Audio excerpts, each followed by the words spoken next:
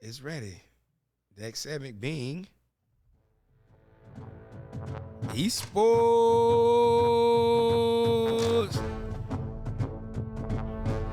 Yeah, got the marching band coming through.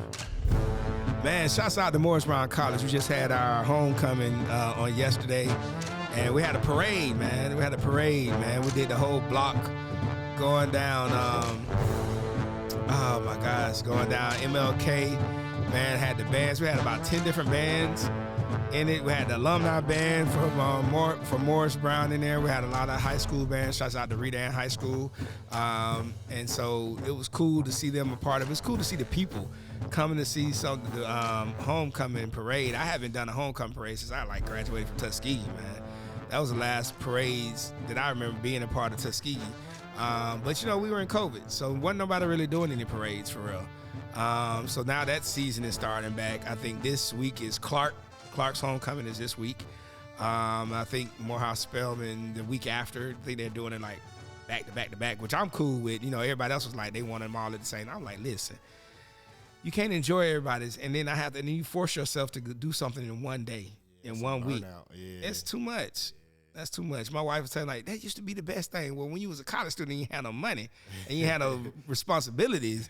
It was cool to go hop around that day around the campus. But when you trying to go back, then you need a week. And I mean, it's rough, but you still need that time. Every weekend you can go ahead and put that together. But esports is going off good. I want to give a shout out to Community Media. They are doing the esports, HBCU Esports League. They've kicked that off. Their next season of that is going on. So we have our team in Morris Brown, but I'm working with the other schools in the AU Center to get their teams up and running officially so we can make sure that we have a really, really good presence when it comes to that as well. So that's pretty fun and exciting. They're doing an NBA 2K league. They did a Madden tournament not too long ago.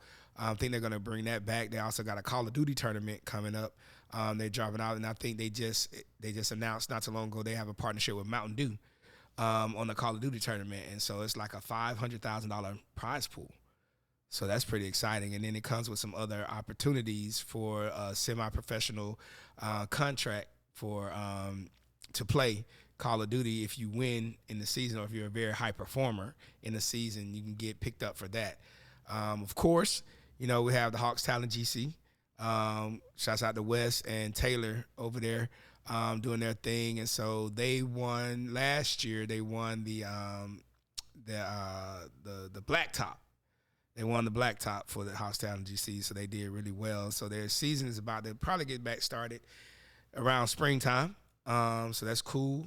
They have that going on. So you have Atlanta Reign, you have Atlanta FaZe Clan, and then you have Ghost Gaming as well. So these are some other pro teams here in Atlanta that are doing their thing. And so there's a good focus on collegiate esports, and there's even more focus on high school, and now they want to bring in middle school as well. I know at Farrell's Conclave, we've with our youth esports league, we do K through 12 and at the college level. So elementary is our mini division.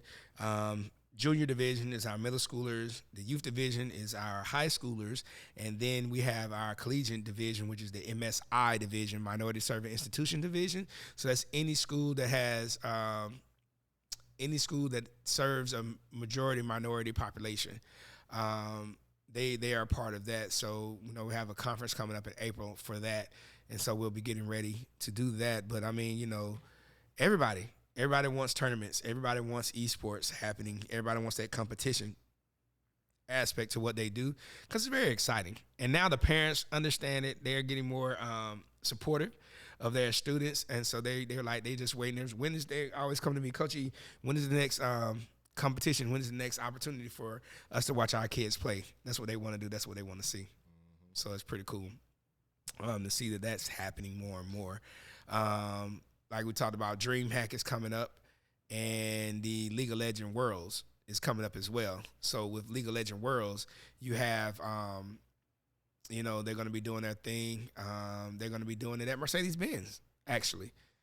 So it's going to be cool to see them working on that in that facility. So in the past, of course, DreamHack has always been at the Georgia World Congress Center, and they've kind of used some of those different places.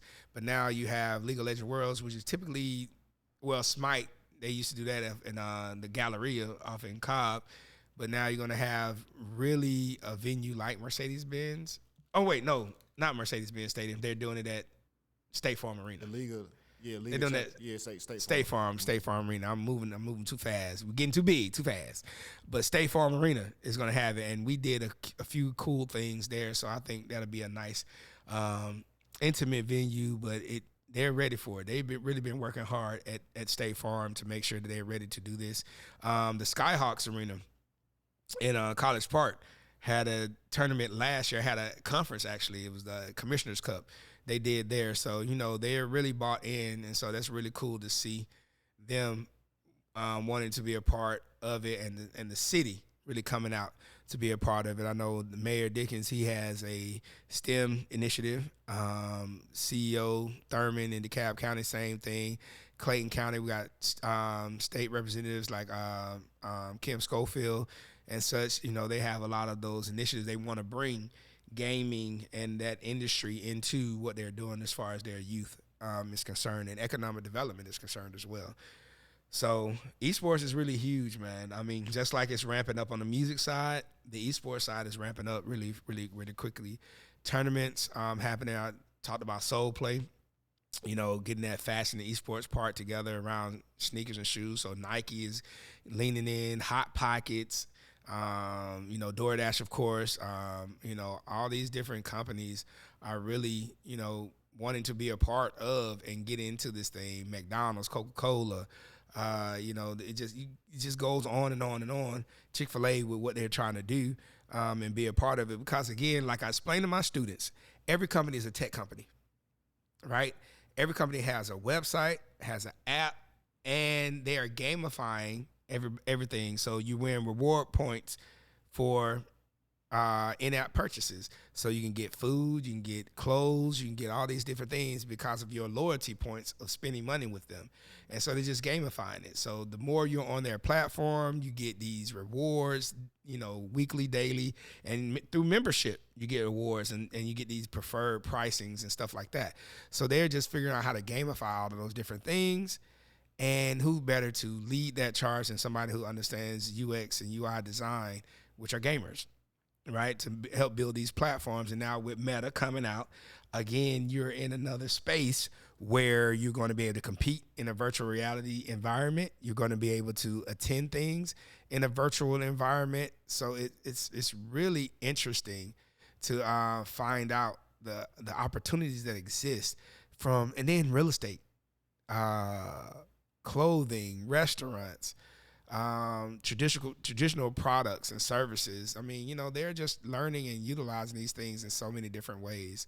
So it's really cool to see what they have going on there when it comes to integrating esports being such a mainstream thing now that everybody wants a part and a piece of it. It's the new frontier for competitions and entertainment. So they want to make sure they have their piece. So you got your Twitches and, you have your Discords and you have all those other platforms that are utilizing, that are being used in esports and that are bringing people together, not just locally or in your state or in your nation, but it's global. These are global brands. They're connecting everybody in the world. So like I said, we're watching a NFL football game going on in London right now because the NFL wants to make sure they have a global brand. Well, I'm playing Madden against people in Europe, Asia, Spain, Africa, all the time. So esports has always had that opportunity to actually bring together, a global audience, and that global viewership for different esports tournaments and competitions far exceeds the Super Bowl, NBA Finals, World Series combined. So that's the kind of numbers that you're really talking about from that standpoint when it comes to incorporating that into what we're doing.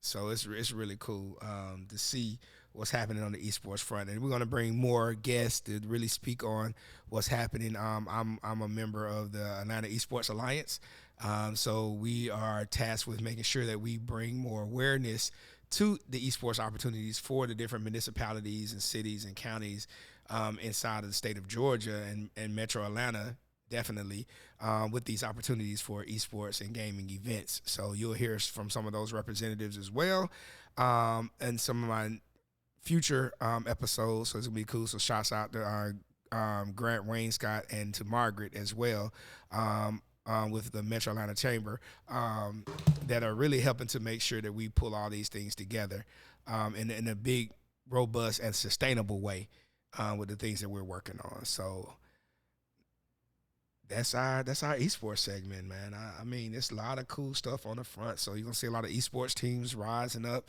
at the high school level, middle school level, elementary school level, and the collegiate level. So that's really, really exciting to see. So now we're gonna move on to our next sponsor.